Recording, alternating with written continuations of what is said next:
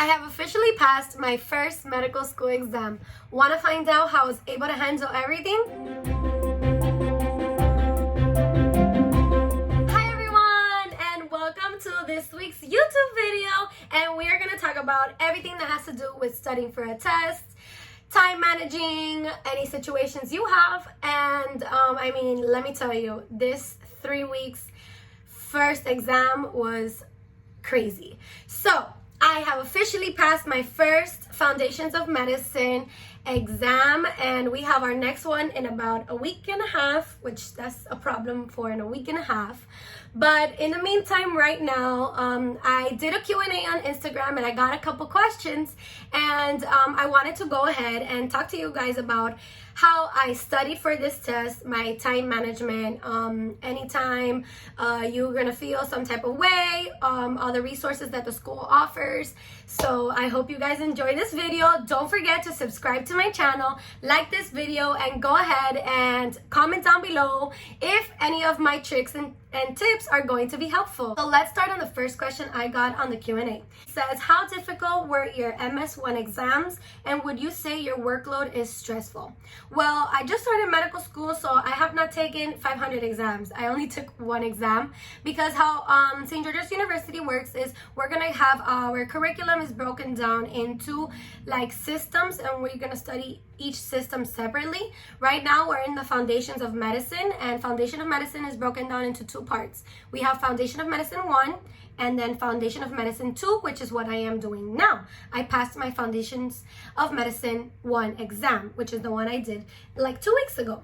So then this semester we have also CPR, and we also have MSK, which MSK has to do with the muscular system, and then we have CPR, which is circulatory, pulmonary, and renal. So therefore, my workload is stressful. Yes, it is very stressful. We had very heavy content material within 3 weeks for that first exam, which is going to lead me to the next question that I got, which is an outline of my first exam. So let me show you guys here. A lot of you asked me what is the app that I use to take my notes, and let me show you guys here. It's this app right here called Notability. You do have to pay for it because it's not free, but it's a one-time payment on your app store and you can download it. So I use Notability, and the really good thing about Notability is you can organize yourself very well, which is a very important thing in medical school. Organization is a must. So therefore I have everything organized here on the side by week and by each portion of the term that we have. So right now, since we are in Foundations of Medicine is broken into 6 weeks. The first exam was week 1, week 2, and week 3. So week 1 was a basic introduction to like the foundations basically of medicine. We started with the cellular organization, which has to do everything from the microscopical cellular layer of the cell.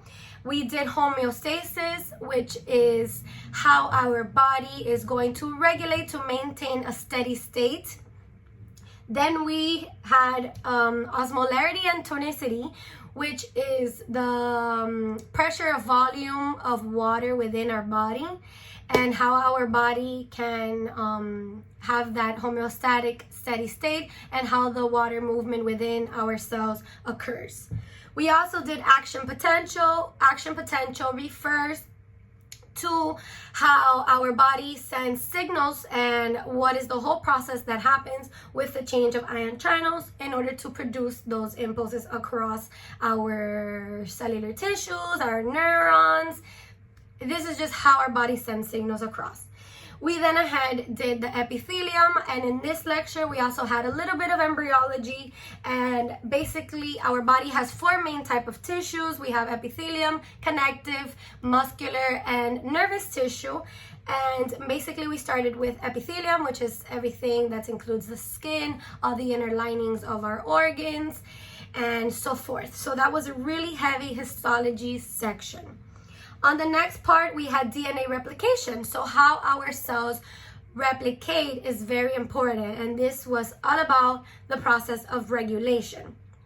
Then we had post-transcriptional modifications, which are processes that occur after DNA replication in order for our DNA to get fully transcribed into a protein eventually. Therefore, the last lecture that we had for week 1 was mitosis and meiosis, which is how we have our cells reproduce if we have our eggs and a sperm, and how it becomes a fetus and the whole process with that. And a main important thing can occur during that can cause multiple disorders. And basically that was just week 1. And week 1 was really heavy, and let me tell you, like, that was the first week we started medical school, and a lot of people felt like it was drinking out of a fire hose. Like the fire hydrant, you open it and you want to go drink that water. Yeah, like you're gonna choke with everything. But if there's any moment that you feel like there's so much happening to you and you can't handle it, you can always, try to have friends to talk to you and those type of things, because they're really going to help you out. And if you don't find that all of this material is helpful and you can't, like, it's not going into your brain, and it's very difficult for you to learn the material and learn how you can recall fast and things like that, you can always go ahead, like for all my students here, my fellow students that are with me at school and watch my YouTube videos, you guys, the school offers great services. We have learning strategists that help you, like find the way that's best for you to learn. You have a psychology department that's very good, that helps you out if you have any test anxiety. The main thing they've been doing is they have like these little group workshops that are called DES, that are held by the Department of Educational Services, and they help a lot with how you can manage test anxiety, and that is a real thing. So that is very important, and you guys can go ahead, don't be shy, look it up. Like, no one's going to try to give you any prejudice against that, because all of us are going through the same thing. We're all in the same boat. On to week 2. Week 2, let me look for it here, was heavy on genetics. Like, I don't like genetics, but I thought I didn't know how to do it. But after that, I learned it, and I still doubt myself a little bit on things, but never doubt yourself. So the first lecture we had was genetics genome, and we also had autosomal recessive inheritance. So genetic disorders, you can have so many genetic disorders. We're not even going to get into that, but they are categorized by autosomal dominance, autosomal recessive, X-linked, mitochondrial disorders. Like, so many things can happen in our body for us to have so many genetic variants. But this week specifically was all about it. So we had lectures on autosomal dominant inheritance, autosomal recessive inheritance, X-linked, post-translational modifications, which is basis off the week 1 of DNA replication and the process of completing how our DNA is replicated for proteins. So post-translational modification was a very important part of that, as well as eventually the end result is for our body to produce proteins, so the proteins can go ahead and help us function our body properly. So we did go into the structure and functions of proteins, as well as enzymes. Our body runs off of enzymes in order to, complete our processes throughout the day and everything. So that was important. Everything is important here. So the unexpected events in inheritance, microbiology techniques. So we went into the techniques that we can do at the laboratory level.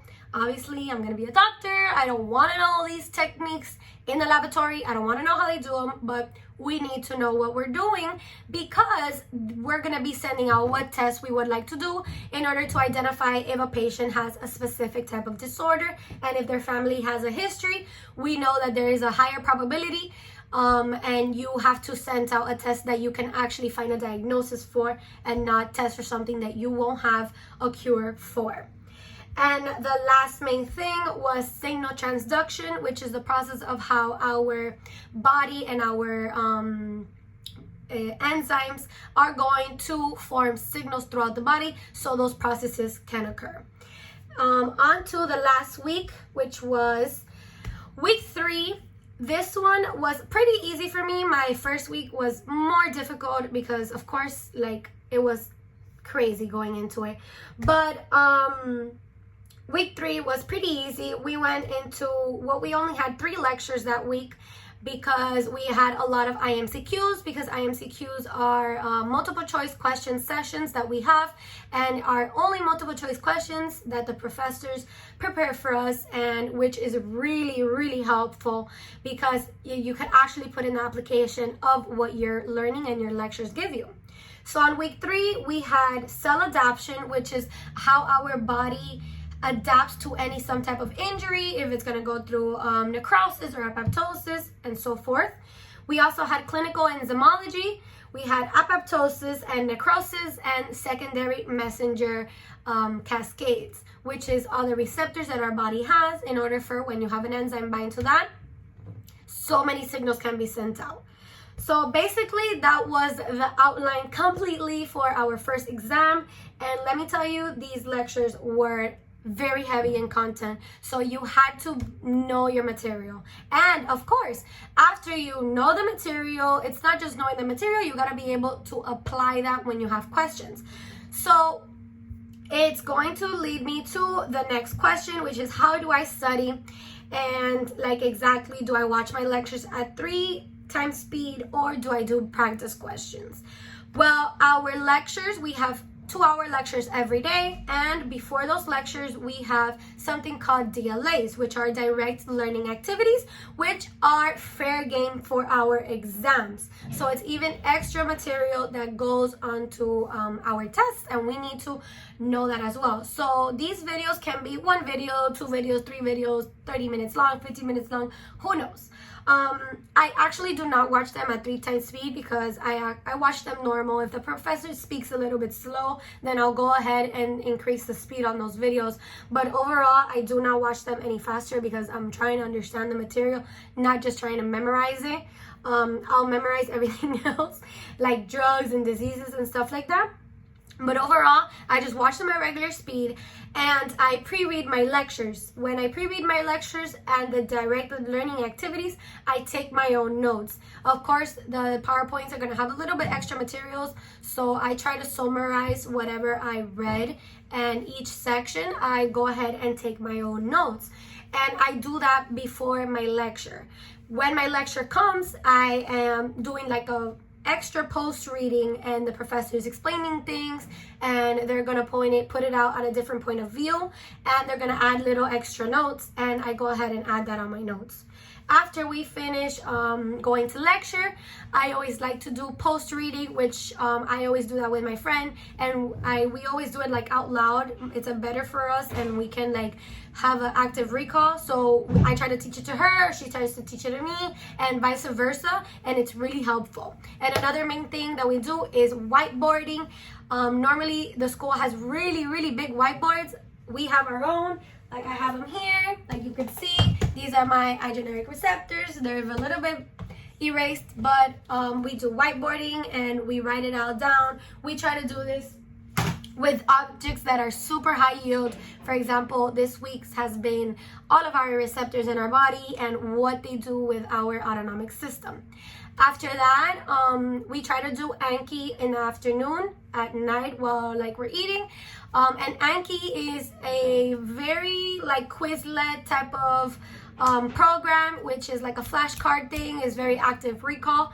Normally I have it on my computer. You can pay for it on the app, but it's really helpful. We were a little bit against it at the beginning because we were more like, okay, we'll do flashcards. No, what a waste of time. We brought flashcards for no reason because we have Anki, and Anki is really good. It's actually really helpful. It gives us a lot of fast recall, and that has been a great resource. After that, on the weekends, we do a full review of the entire week, and we do practice questions. The school gives us, our professors gives us practice questions, which are really helpful. Like we have to go through them, and they give us great explanations at the end with the answers, and we time ourselves because everything is timed. And the resources that professors give us are really good. And then on Sundays, we have a quiz of that week. So it gives us an extra oomph of how we have to analyze everything.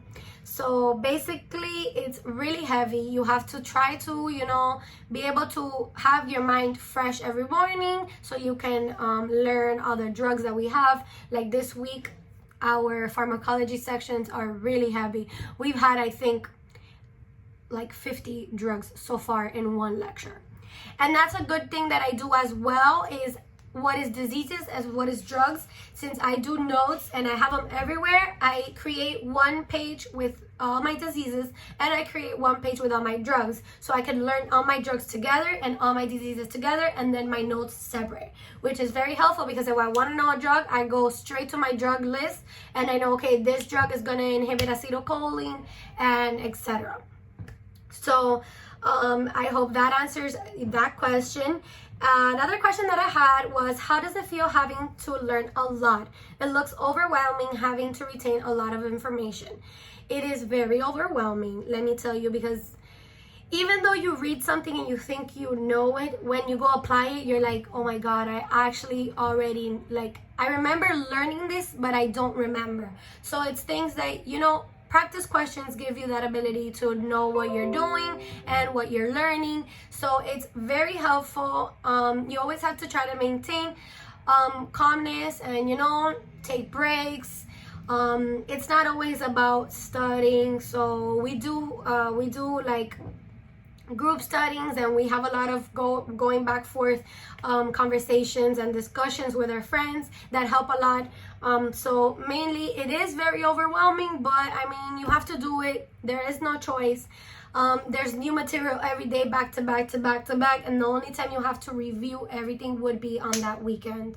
And that weekend is for practice questions, reviewing, practice, learning, reviewing everything. You cannot fall behind. If you fall behind, then on that weekend you're gonna be catching up with all your materials and you won't have time to apply your knowledge, which is very important because our questions are not plain questions like, oh, what is the nucleus? It's not that type of question.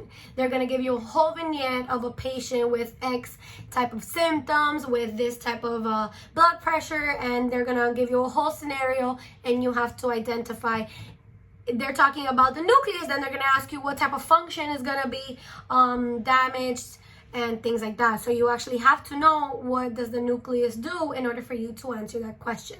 So it's not straightforward questions. You do have to apply your knowledge. Moving on to our next question, it would be basically any study strategies that I use. So basically, Anki is really good. I do like to take my own notes. I'm a visual, writing down learner, and I like to talk a lot. So speaking about it and taking my own notes helps me a lot. And of course, practice questions. Practice questions is a must. I have learned that practice questions are going to show you what you do know and what you don't know. So when you go ahead and review, you review what you don't know, because once you answer your questions and you got them right, then you know that material. There's no point for you to keep trying to learn that material when you already know it. So let's go into our next question, which is if FAFSA covers all of my medical school expenses and if we need a credit score. So yes, you do need a credit score because FAFSA, this is a graduate school. I'm already having a graduate degree, so FAFSA doesn't cover this. You have to apply for loans, and your loans go based off your credit score. So yes, you do need to have a very good credit score for you to get a loan that's good enough for you to pay for your school. I did receive scholarships, but of course, they're not going to pay all of your medical school, so you need to go ahead and apply for loans. So think of that in advance. And the last question would be, what would be my preparation process, and what does my study schedule look like? So let me show you guys what my study schedule looks like. I have two planners. I have this one and my digital planner on Notability. And basically, let's go into, look at this. This was week 3 before the exam, okay? But let's go into this week so you guys can see. This is my week 5. So we are in week 5 of FTM, and basically it's crazy. It's a crazy schedule because we have to get up, do DLAs. We also have small group. We have IMCQs. I have an Iep program. There's so many things we have to do. So mainly, the most important thing you have to do is sit down on a Sunday, and you're going to schedule out your whole entire week, and you need to stick to that schedule because it's very important for you to set out your goals, for you to meet them, because if not, you're gonna fall behind, and that's not what you want. So every week we have lectures twice a day, so you know you have to be ready and done by time of lecture. Pre-read, take your notes, know somewhat of what you're doing in that lecture for you to understand the material. So when you come post-read, it comes to an active recall, and little things that you missed, you're gonna go ahead and review that. We have some weeks we have small groups, which are hip widths, around either once a week or twice a week. These small groups are to help us express and learn how to talk in front of a group of people without feeling nervous and things like that. And most of the time we have to present. Every single time we have to present. And for example, let's go to the week of histology, where we had to present a lot of histology. So we have, look, for example, we have all these things like this, and you have to get in front of your group, and you have to go ahead and talk about all of this. This is gonna be the epithelium, and these are simple cuboidal cells, and you're gonna go ahead and talk about what the function of this, where you can find it, and like that and so forth. We have that almost twice a week, and it depends on what we study that week. This week we had muscle and nervous tissue, so therefore we did a lot of our histology on muscles, the skeletal muscle, cardiac muscle, smooth muscle. We had our nerves, the layers to our cerebral cortex, our cerebellum, and etc. So it can be very heavy, and you do have to prepare for that. So it's an extra thing that you have to add to your schedule. We do have IMCQs, so normally I don't prepare for no IMCQs because those are questions. You are preparing for the entire week for them. I also have Iep Program, which is an academic enhancement program, which is really helpful because it puts us with a group of people and some upper term students that help us out in any topics that we feel that we're not as strong. So they give us different insights, and we can speak about it as a group, which is very helpful.